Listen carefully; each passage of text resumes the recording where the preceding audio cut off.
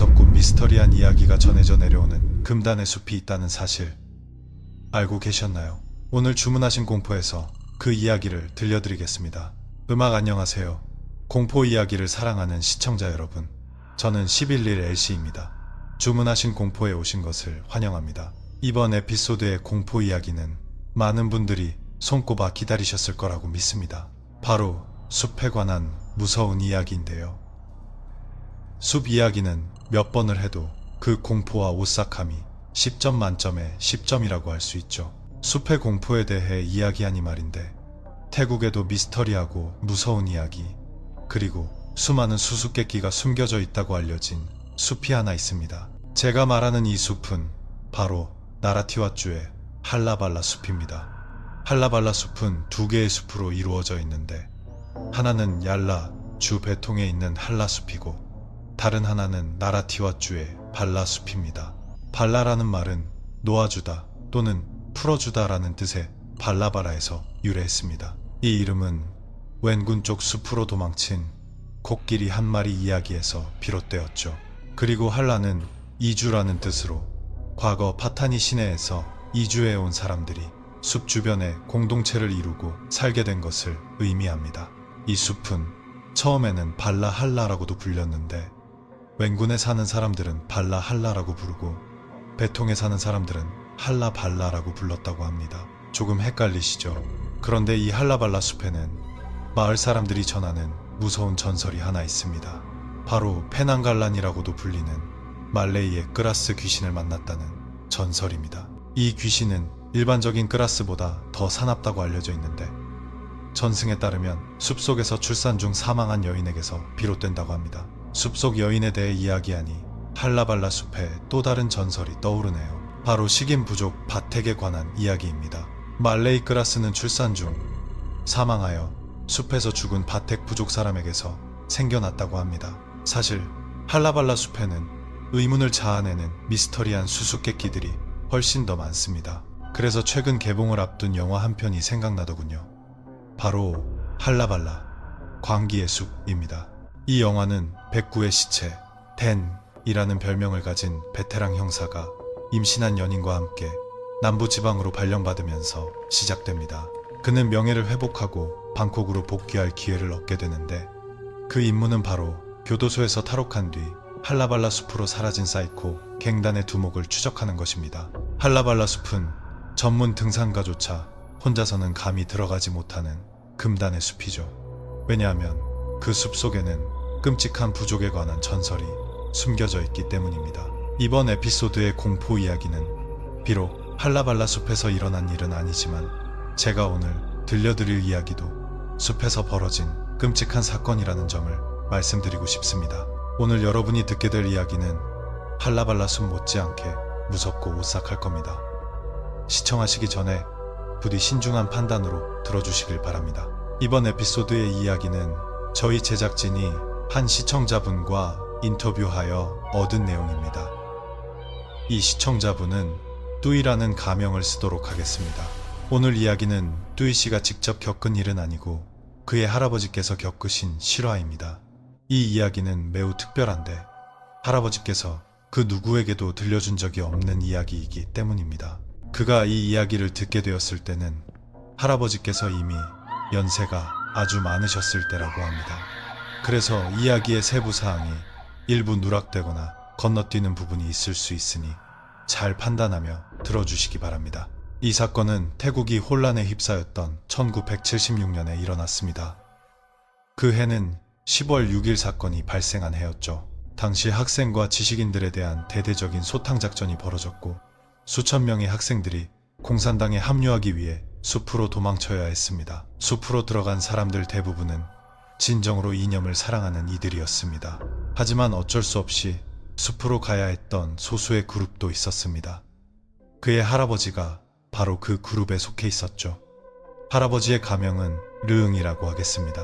르응 할아버지는 남과 다투지 않고 조용한 성격으로 지도자보다는 추종자 유형의 사람이었습니다. 요즘 젊은이들의 말로 표현하자면 좀 너드하고 소심한 편이었죠. 당시 할아버지는 태국 동북부의 한 사범대학에 재학 중이었습니다. 그때의 정치활동에 르응 할아버지도 참여했는데 주동자인 친구가 있었기 때문에 그냥 친구를 따라다니는 정도였습니다. 그러다 10월 6일 사건이 터졌습니다. 할아버지의 친구 여러 명이 루아스아 차오반 마을 스카우트이라는 우익단체의 표적이 되었는데 만약 잡히면 총탄에 맞아 제거되거나 체포될 운명이었습니다. 그래서 친구들 일부는 숲으로 도망쳤습니다.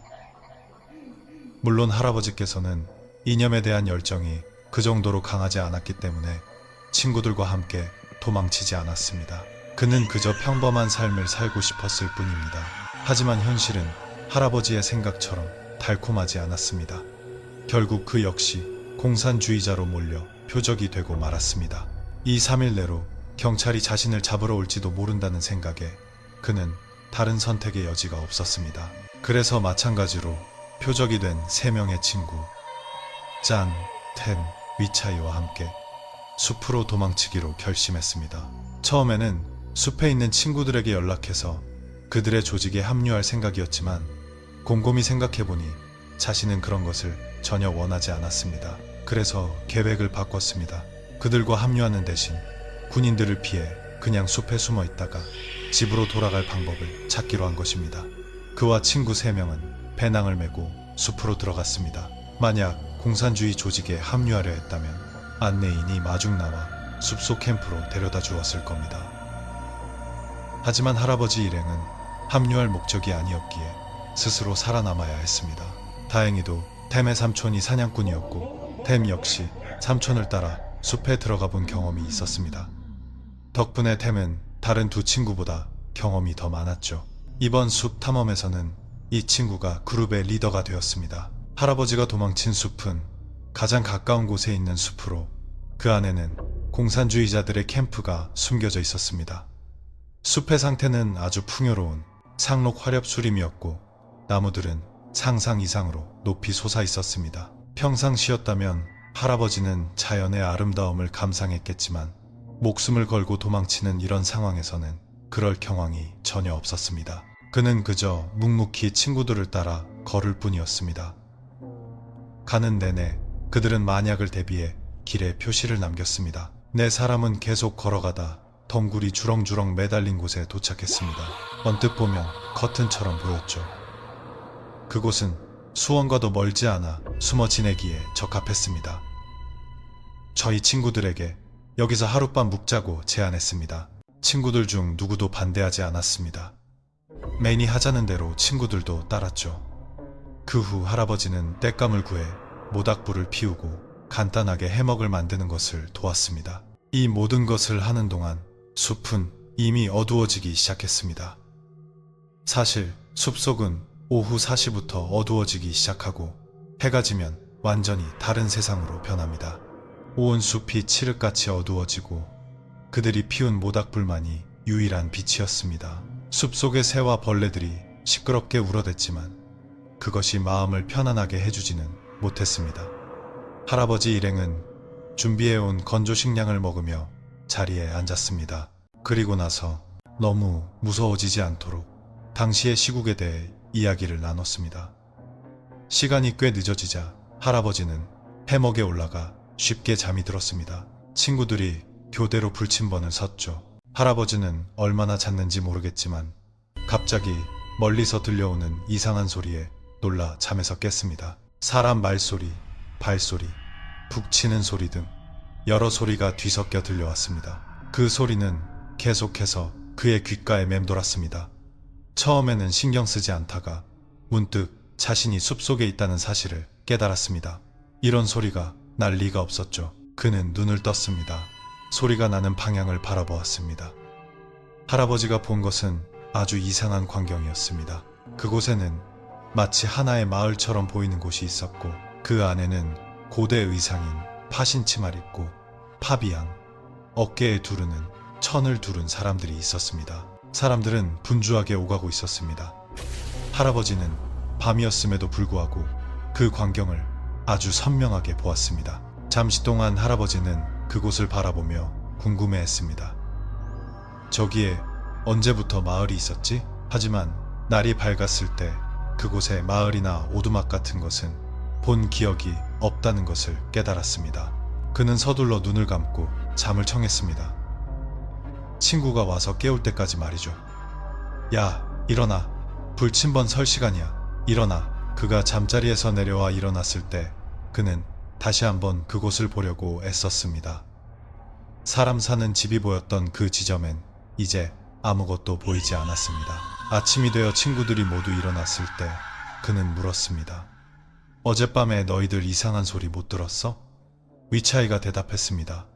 벌레 소리는 들었는데, 하지만 나머지 두 친구는 할아버지가 들었던 것과 같은 소리를 들었다고 했습니다. 특히 텟은 몰래 눈을 떠서 보았는데 할아버지가 본 것과 똑같은 것을 보았다고 했습니다. 텟은 말했습니다. 우리가 본 건 아마 무앙방보지나 무앙람레 전설 속 숨겨진 도시일 거야. 여기 그런 전설이 전해져 내려오거든. 르응 할아버지는 입을 떡 벌렸습니다. 소문으로만 듣던 무앙방봇을 자기 눈으로 보게 될 줄은 꿈에도 몰랐기 때문입니다. 마을 사람들의 고대 복장을 떠올리니 르응 할아버지는 온몸에 소름이 돋는 것을 멈출 수가 없었습니다. 할아버지가 본 마을 사람들은 분명 무앙방봇의 사람들이었을 겁니다. 겁이 많은 성격의 친구 위차이가 서둘러 할아버지 일행에게 제안했습니다. 야, 우리 자리 옮겨야 해. 그는 무서웠던 겁니다. 그들의 터를 침범했거나 길을 막았을까봐 두려워했죠. 할아버지는 그래, 옮기자라고 말했습니다. 이번에는 그들이 물길을 따라 위쪽으로 향했습니다. 계속 올라가다 보니 땅에 버려진 물고기 사체를 발견했습니다. 큰 물고기 한 마리와 작은 물고기 두 마리였는데 썩은 사체가 아니었습니다. 방금 물에서 건져 올린 것처럼 아주 신선했습니다.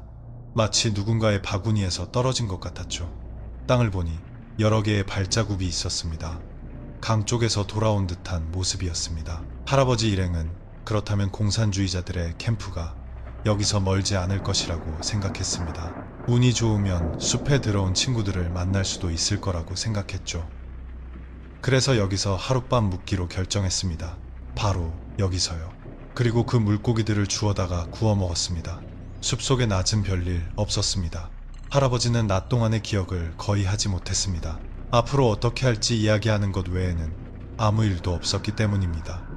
하지만 밤 시간은 할아버지가 똑똑히 기억하고 있습니다. 그날 밤은 할아버지의 기억 속에 깊이 새겨져 있습니다. 그는 그날 밤 그들이 어제처럼 모닥불을 피우고 둘러앉아 건조식량을 먹고 있었다고 말했습니다. 그런데 뭔가 이상한 일이 일어나기 시작했습니다. 벌레들의 울음소리가 오래가지 않았습니다. 그리고 나서 온 숲이 조용해졌습니다. 마치 숲속의 모든 것이 사라진 것처럼 고요했습니다. 들리는 소리라고는 강물 흐르는 소리뿐이었습니다. 심지어 바람 부는 소리조차 없었죠. 처음에는 할아버지와 친구들 모두 이상한 낌새를 눈치채지 못했습니다. 그러다 짠이 이렇게 말했습니다. 야, 물살이 새네. 소리가 선명하게 들려. 그 말이 끝나자마자 갑자기 뉘이 벌떡 일어나더니 놀란 표정으로 주위를 둘러보았습니다. 그리고는 배낭에서 총을 꺼내 손에 꽉 쥐었습니다. 그의 손은 떨리고 있었습니다. 할아버지와 다른 두 친구는 갑자기 원이 총을 꺼내는 것을 보고 깜짝 놀랐습니다. 위차이가 서둘러 물었습니다. 야, 왜 그래? 무슨 일이야? 총은 왜 꺼내? 왓은 아무 대답도 하지 않고 모두에게 조용히 하라고만 했습니다. 그리고는 무언가를 찾는 듯 주위를 둘러보았습니다. 잠시 후 분위기는 다시 벌레 우는 소리로 채워졌습니다. 그제야 또문 자리에 앉아 큰 한숨을 내쉬었습니다. 할아버지가 물었습니다. 방금 무슨 일이었어? 그 질문에 이은 이렇게 대답했습니다. 숲이 조용해졌었어. 원래 숲은 절대 조용해지지 않아. 새나 벌레 소리로 시끄럽거든. 만약 숲이 조용해진다면 그건 뭔가 잘못됐다는 신호야. 그 말을 듣자 모두들 뭔가 잘못되었다고 느꼈습니다.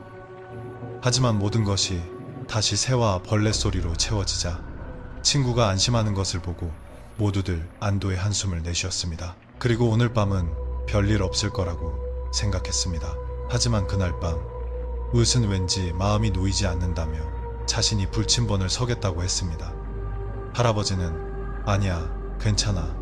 내가 같이 있어줄게 라고 말했습니다. 그날 밤 저녁 식사를 마친 후 짠과 위차이는 각자의 해먹으로 가서 잠이 들었습니다. 할아버지와 옌 모닥불 앞에서 불침번을 섰습니다. 시간은 흘러 밤 11시가 되었습니다. 새와 벌레 소리가 점점 잦아들었습니다. 세지 할아버지의 얼굴을 바라보며 다시 손에 총을 쥐었습니다. 잠시 후 할아버지의 귀에 쿵쿵쿵 하는 소리가 들려왔습니다. 등 뒤에서 들려오는 소리였습니다. 사람의 발소리라고 하기에도 동물의 발소리라고 하기에도 애매한 소리였습니다. 소리는 울렸다가 멈추기를 반복했습니다. 그 소리는 아주 가까이서 들렸습니다. 하지만 어느 정도 가까워지자 할아버지 일행이 그 정체를 보기도 전에 소리는 사라졌습니다. 할아버지는 두려움에 떨며 댁에 물었습니다. 저게 뭐야? 호랑이는 아니지? 묻은 굳은 얼굴로 대답했습니다. 호랑이 아니야. 이 숲엔 호랑이 없어. 잠시 후 멀리서 날카롭고 이상한 소리가 들려왔습니다. 새소리처럼 작고 날카로운 소리였습니다. 그 소리를 듣자 굳은 손발이 떨리고 얼굴이 창백해졌습니다. 얼마 지나지 않아 그 소리를 들은 후 할아버지 앞에 덤불이 흔들리기 시작했습니다. 할아버지는 눈을 가늘게 뜨고 바라보았습니다. 덤불 속에 붉은 눈 2개가 있었습니다. 할아버지는 그것이 무엇인지 몰랐지만 다리가 후들거렸습니다. 그 순간 할아버지는 서둘러 짠과 위차이를 깨웠습니다. 일어나, 일어나. 할아버지가 다시 덤불 쪽으로 고개를 돌렸을 때 그것이 모습을 드러냈습니다. 이제 4사람 모두 자신의 눈으로 그것을 똑똑히 보았습니다. 그것은 아주 이상한 모습을 하고 있었습니다. 키는 약 160cm 정도였고 얼굴은 인간과 비슷했지만 사람과는 달랐습니다. 붉은 눈에 원숭이처럼 납작한 코, 헝클어진 머리카락을 하고 있었습니다. 몸은 말랐고 팔과 가슴도 작았지만 배는 불룩하게 튀어나와 있었습니다. 하지만 가장 충격적인 것은 허리 아래로 다리가 하나뿐이라는 점이었습니다. 이 모든 모습은 마을 사람들이 꽁꺼이라고 부르는 숲 귀신과 흡사했습니다. 할아버지는 너무 놀라 소리를 지르려 했지만 목소리가 나오지 않았습니다. 목소리가 목에 걸린다는 게 어떤 느낌인지 처음으로 이해했습니다. 꽁꺼이는 매우 공격적인 태도를 보였습니다. 그것은 할아버지 일행에게 달려들 듯한 자세를 취했습니다. 쓴 총을 겨눠 발사하기로 결심했습니다. 탕! 총성이 숲속에 울려 퍼졌습니다. 꽁꺼이는 놀란 듯 2걸음 뒤로 물러섰습니다. 스은 다시 2발을 더 쐈습니다. 탕! 탕! 마침내 꽁꺼이는 숲속으로 뛰어들어 사라졌습니다.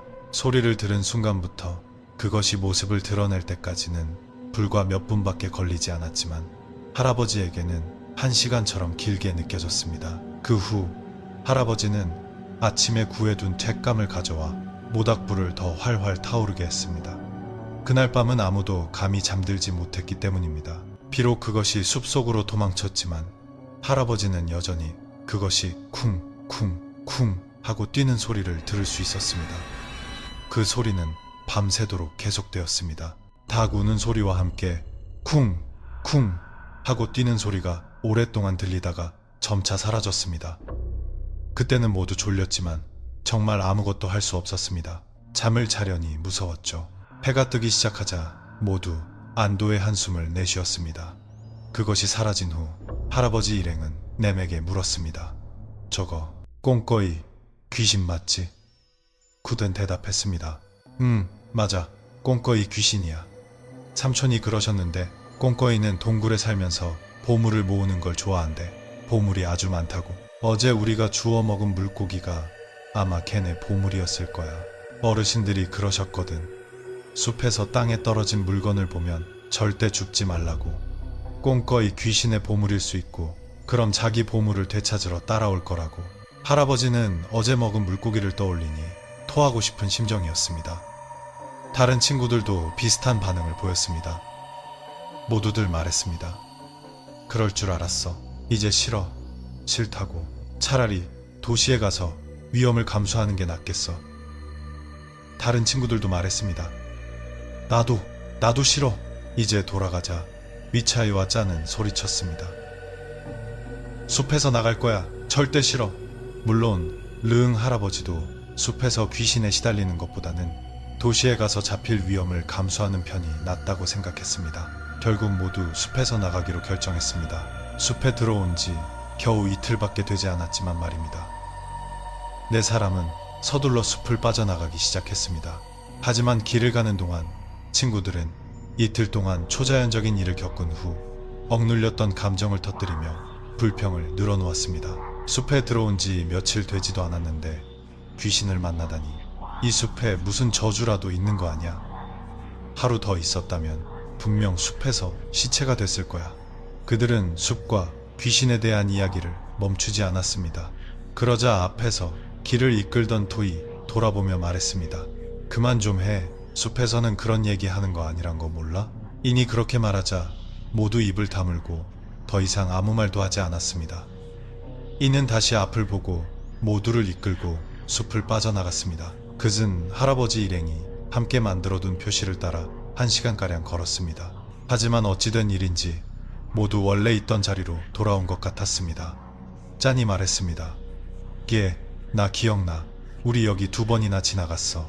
운춘 굳은 표정으로 위차이에게 대답했습니다. 계속 표시를 따라왔는데 왜 자꾸 같은 곳으로 돌아오는 거지? 우리 길을 잃은 것 같아. 할아버지가 말했습니다. 잘 봐봐. 어쩌면 우리가 만든 표시가 아닐 수도 있잖아. 다시 길을 떠나기 전에 이번에는 모두 함께 길을 살피며 표시를 확인했습니다. 할아버지 일행은 표시를 따라 계속해서 걸었습니다. 하지만 얼마 가지 않아 있어야 할 위치에 있던 표시가 사라져버렸습니다. 할아버지와 친구들은 그 자리에 주저앉아 눈물을 흘릴 뻔했습니다. 할아버지 일행은 길을 잘못 들었을지도 모른다는 생각에 왔던 길을 되돌아가기로 결정했습니다. 얼마쯤 걷다 보니 길이 익숙해지기 시작했습니다. 원래 길에서 그리 멀지 않은 곳이었죠. 하지만 할아버지 일행은 표시가 사라진 지점으로 다시 돌아오고 있었습니다. 그곳에는 어른 5-6명이 팔을 둘러야 할 만큼 큰 나무가 있었기 때문에 기억할 수 있었습니다. 친구들은 지금 자신들이 같은 곳을 맴돌고 있다는 것을 깨닫고는 아무 말도 하지 못했습니다. 지금 유일한 희망은 푼뿐이었습니다. 그들은 물었습니다. 쉔, 이제 어떡하지? 쉔도 굳은 표정이었습니다. 그는 그렇게 뛰어난 숲 전문가가 아니었습니다. 그의 지식은 어설펐죠. 궁지에 몰리지 않았다면 숲으로 도망치지도 않았을 겁니다. 그때는 어떻게 해야 할지 몰랐습니다. 그러다 문득 삼촌의 가르침이 떠올랐습니다. 숲에서 안 좋은 일이 생기면 숲의 주인 산신령님께 도움을 청하라는 것이었습니다. 그는 가져온 향을 피우고 산신령님께 용서를 빌었습니다. 그때 친구들은 모두 멀리서 지켜보고 있었습니다. 닉이 향을 피우고 담배에 불을 붙인 지 1분도 채 되지 않아 기적 같은 일이 일어났습니다. 할아버지는 그가 피운 향 연기가 한 줄기로 특정 방향을 향해 흘러가는 것을 보았습니다. 캣이 소리쳤습니다. 야, 빨리 연기 따라가. 나머지 친구들도 망설이지 않고 피어오르는 연기를 따라 서둘러 걸었습니다. 그리고 10분도 채 되지 않아 할아버지 일행은 처음에 만들어 두었던 표시를 발견했습니다. 네 사람은 자신들이 만들어둔 표시를 따라 걸었습니다. 이번에는 분위기가 이전과 달랐습니다. 할아버지는 본능적으로 그들 넷이 올바른 길로 가고 있다는 것을 알았습니다. 그리고 이 길이 분명 숲을 빠져나가는 길일 것이라고 확신했습니다. 1시간가량 걸었을 때 그는 땅바닥이 마치 사람들이 밟고 다녀 생긴 길처럼 변해 있는 것을 보았습니다. 풀과 흙이 밟혀서 길이 된 것 같았죠. 평탄한 길이었습니다. 얼마 지나지 않아 그들은 이 길을 따라 걸었습니다.